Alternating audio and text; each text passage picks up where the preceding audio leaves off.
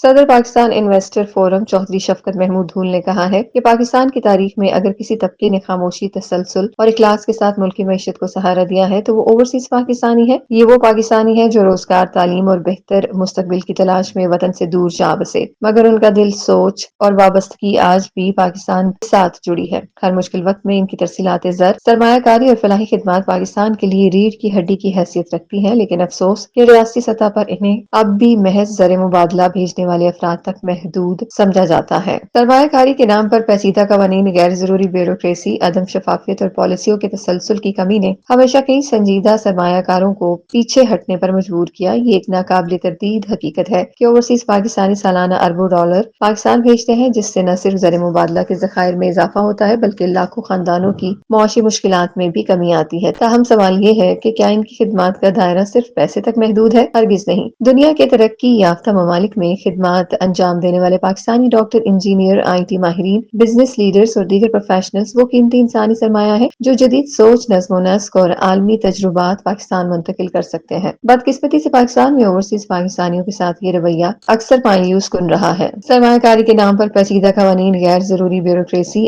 عدم شفافیت اور پالیسیوں کے تسلسل کی کمی نے کئی سنجیدہ سرمایہ کاروں کو پیچھے ہٹنے پر مجبور کیا۔ سیاسی میدان میں بھی ان کی آواز کمزور رہی۔ ووٹ کے حق پر بحث تو بہت کی گئی مگر ایک مؤثر، قابل اعتماد اور مستقل نظام آج تک قائم نہیں ہو سکا۔ اوورسیز پاکستانی دراصل پاکستان کے غیر رسمی سفیر ہیں۔ وہ بیرون ملک پاکستان کا مثبت تشخص اجاگر کرتے ہیں، منفی پروپیگنڈے کا جواب دیتے ہیں اور تجارت، سرمایہ کاری اور سیاحت کے نئے مواقع پیدا کرنے میں کلیدی کردار ادا کر سکتے ہیں، مگر اس کے لیے ریاست کو انہیں محض نعرے دینے کی بجائے عملی طور پر شراکت دار بنانا ہوگا۔ اب وقت آ گیا ہے کہ پاکستان سنجیدگی سے اپنی پالیسی پر نظر ثانی کرے۔ کیسر اعجاز ملہی، جذبہ نیوز۔